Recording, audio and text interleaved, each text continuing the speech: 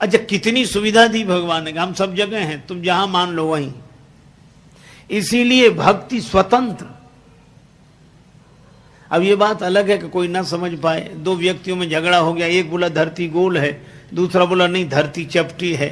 तब तक तीसरा आदमी निकला, तो उन दोनों ने कहा अरे भैया तुम बताओ, हम दोनों झगड़ रहे हैं, ये कह रहे हैं पृथ्वी गोल है, हम कह रहे हैं पृथ्वी चपटी है। तो वो आदमी बोला भैया यहीं के रहने वाले से पूछो, हम बाहर के रहने वाले हैं। मतलब ये वहां से आया है जहां पृथ्वी है ही नहीं।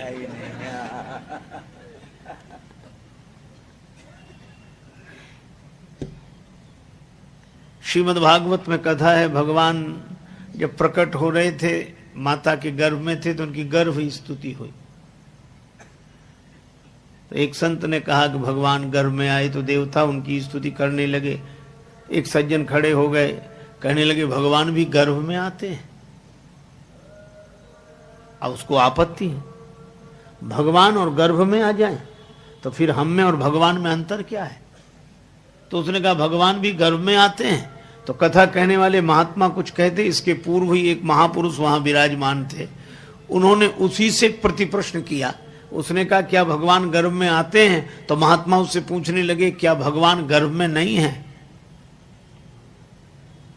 क्योंकि एक और तो तुम कहते हो कि भगवान कण कण में ईशावास्यमिदं सर्वम यत्किंच जगत्याम जगत, ईश इदम सर्वम ईश आवास्य, सब जगह ईश्वर।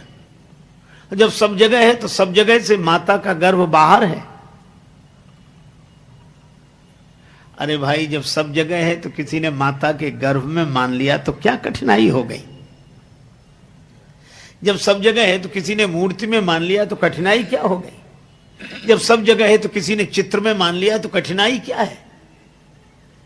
अद्भुत हमारी व्यापकता की सोच है। हम परमात्मा को सर्वव्यापी तो मानते हैं, पर मूर्ति में नहीं मानते, चित्र में नहीं मानते, और परमात्मा सर्वव्यापक है। इतनी सुंदर बात कही कि सर्वव्यापक को किसी ने कहीं भी मान लिया, क्या फर्क पड़ता है? वह तो है ही। चाहे मंदिर में, मूर्ति में, कैलेंडर में, आपका जहां मन करे वहां मान लो, पर अपने ढंग से मान लो, अपने हिसाब से।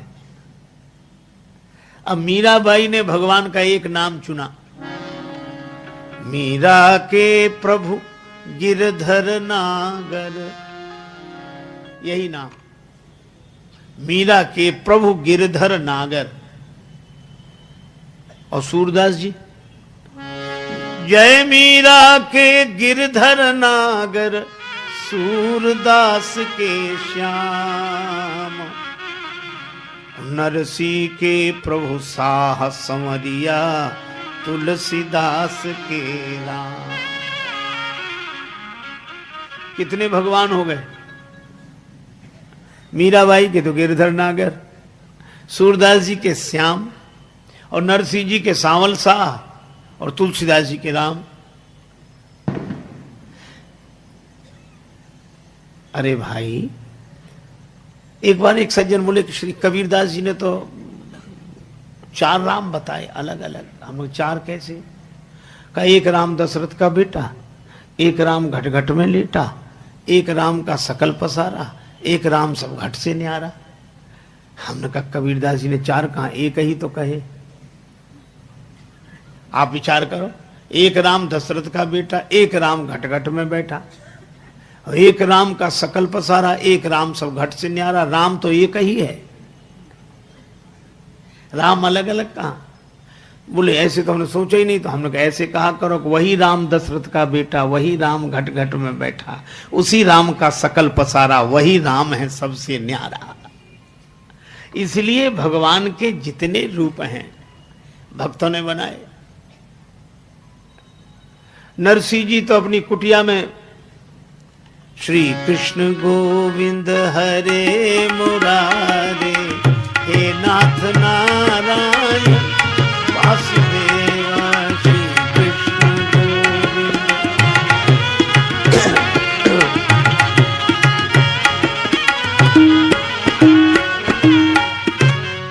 कीर्तन करें बस।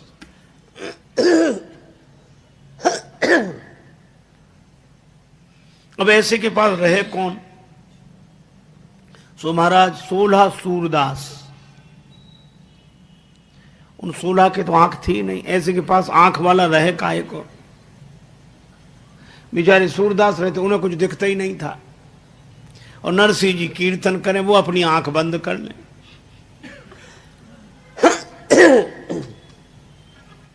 भंडारे के लिए उधार सामग्री ले आवे, बस जब हो जाए तब दे दें। एक बार उस बस्ती में कुछ संत लोग आए। संतों ने पूछा कि भाई हमें द्वारिका जाना है, पैसा हमारे पास है, यहां किसी के पास हम पैसा जमा कर दें, द्वारिका में कारोबार हो तो हुंडी का कागज लिख कर दे दें तो हमें ये धन साथ नहीं ले जाना पड़ेगा। गांव के लोग बड़े जलते थे नरसिंह जी से। कहा कि महाराज सेठ तो एक ही है यहां, पर बहुत ऐसे रहता है दीनहीन भाव से, आप पीछे पड़ जाना, द्वारिका में बड़ा कारोबार है उसका, वो लिख सकता है हुंडी, और तो गांव में कोई है ही नहीं। संतों ने कहा चलो। नरसिंह जी श्री कृष्ण गोविंद हरे मुरारे हे नाथ नारायण वासुदेव, और संत आए। अरे जय हो सेठ जी, हमारा भी उद्धार करो। नरसिंह जी कांप गए, हम कब से उद्धार करने लगे, हम तो कीर्तन करते हैं। सेठ बोले कि हम द्वारिका जा रहे हैं, हमारा पैसा जमा करो, हुंडी लिख कर दो। नरसिंह जी ने कहा कि महाराज मैं तो दीनहीन हूं, मैं तो खुद उधार ला ला के भंडारा करता हूं, ऐसे ही हम तो कीर्तन करने वाले हैं, गरीब आदमी हमारे पास हो। संत बोले गांव वालों ने पहले ही कहा था वो ऐसे ही बोलेगा।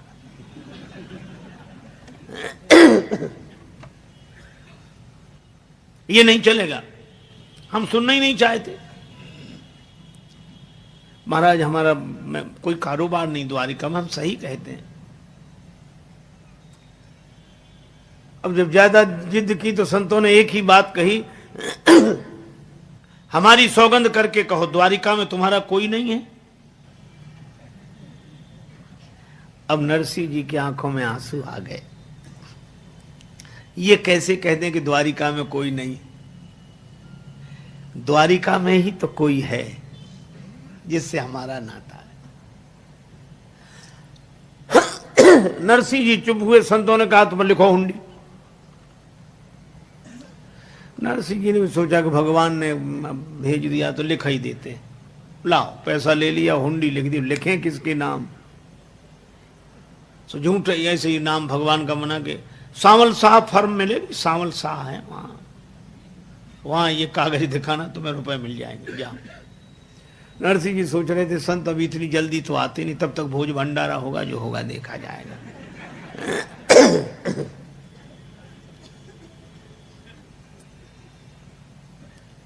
खूब भंडारा हुआ, कीर्तन हुआ, संत पहुंचे द्वारिका, वहां कोई मिले ही नहीं इस नाम का। शहर में ढूंढते ढूंढते परेशान हो गए, तब बड़े नाराज होकर समुद्र किनारे जाके बैठे। ठग लिया। दूसरे बोले वो तो पहले ही मना कर रहे थे कि हमारा कोई, तुम ही पीछे पड़ गए। अरे तुमसे बताना तो चाहिए। अरे वो बता तो रहा था, तुमने सुना कब उसकी बात? नरसिंह जी को बुरा भला कहने लगे, गाली देने लगे। संतों की भाषा। बैठ सिंधु तट संत जन भरने लगे जुआह, तब तक प्रभु जी प्रगट भे बन के सांवल साह। भगवान सांवल साह बन के प्रकट हो गए। चश्मा लगाए, कलम कान पे रखे, पगड़ी बांधे, पूरा पोशाक। अरे भैया जूनागढ़ से कौन आए? नरसिंह जी का नाम कौन ले रहे हैं? कौन ले रहे हैं भैया? कौन कौन? अब संतों ने सुना कि कोई अपनी बारे में पूछ रहा है। संतों, अरे भैया आओ आओ आओ, आप भले आ गए हो। मेरा नाम सावल शाह है, तुम मैं यहाँ से बहुत दूर रहता हूँ, इसलिए कल मिल नहीं पाया। लाओ हुंडी दो। संतों ने कहा जल्दी दो। हुंडी दी, रुपया मिल गया। भगवान ने एक चिट्ठी लिखी नरसिंह जी को, ये दे देना। संत आराम से द्वारिका रहे। अब लौटे, जूनागढ़ में चिट्ठी देते चले। अब जूनागढ़ पहुंचे तो लोगों ने कहा कि वही संत आ रहे हैं जो द्वारिका गए थे, तुमने हुंडी लिखी थी।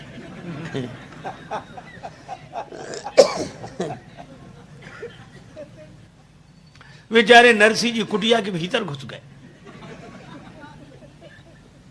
अब संत कहे बाहर तो निकलो भाई, बाहर तो आओ। अब भीतर से कहे महाराज क्षमा करो, और क्या बताएं, आप ही नहीं माने, हम तो बहुत मना किया कि हमारा कोई नहीं, और आप ही नहीं माने। बोले ये सब बाद में, पहले बाहर निकलो। नरसिंह जी बेचारे किसी तरह कांपते हुए आए, सिर झुकाए, हाथ जोड़े खड़े। संतों ने कहा कि देखो कितना बड़ा कारोबार और विनम्रता कितनी। अब नरसिंह जी को लगे कि व्यंग कर रहे हैं। महाराज अब हमसे तो जो हुआ सो गलती हुई सो हुई। अरे नहीं, काहे की गलती। संतों ने कहा सचमुच हम व्यंग नहीं कर रहे, ये चिट्ठी पढ़, हमें सामल शाह ने दी। नरसिंह जी ने वो चिट्ठी पढ़ी।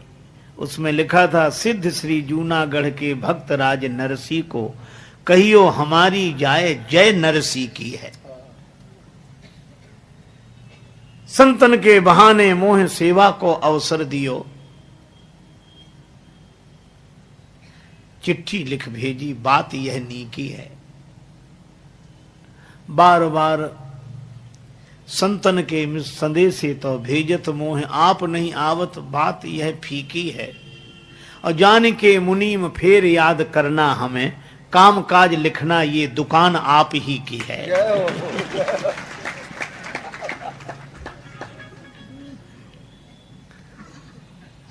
नरसिंह जी ने चिट्ठी माथे पर रखी। जय हो प्रभु। संत तो विदा हुए। शाम को नरसिंह जी, दर्शन दो घन श्याम नाथ मोरी, अखियां प्यासी दे। दर्शन दो घन श्याम नाथ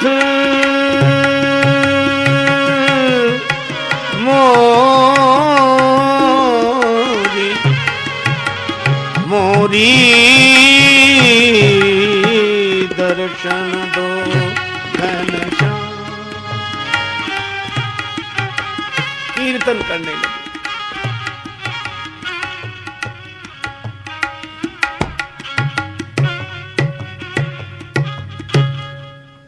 भगवान प्रकट हो गए।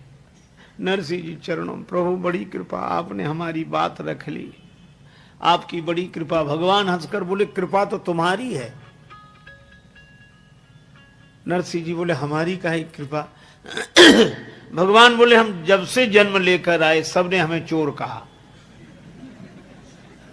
सबने, माखन चोर, चीर चोर, चित चोर। लेकिन आपने बड़ी कृपा की। क्या? बोले चोर को साहे तो बना दिया। तो नरसिंह जी के भगवान का नाम सामल शाह, अलग नाम है। गिरधर नागर, कहीं नाम न मिले। मीरा के प्रभु गिरधर नागर। तो भक्त लोग अपनी भावना के अनुसार भगवान को अपना बनाते हैं। देखो आस्तिकता और भक्ति में यही अंतर है। जैसे किसी के पास आटा रखा हो, आटा खूब भंडार भरा हो आटे का, और आटे की रोटी बनती है, लेकिन पेट आटे से नहीं भरता, रोटी से भरता है। तो आटा अपने पास है, ये आस्तिकता है। परमात्मा है, मानते, परमात्मा मानते, पर भक्ति है उस आटे की रोटी बना लेना। देखो भगवान का पता प्राप्ति नहीं है,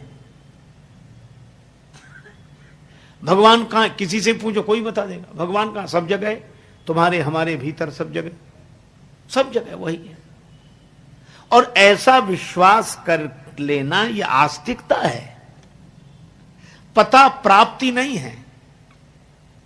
हरि व्यापक सर्वत्र समाना ये पता लगा है, पर प्राप्त करने के लिए प्रेम ते प्रगट हो ही मैं जाना। भगवान को जब एक नाम लेकर, एक रूप लेकर हम अपनी भावना से संबंध जोड़ते हैं, तब भगवान प्रकट होकर लीलाएं करते हैं।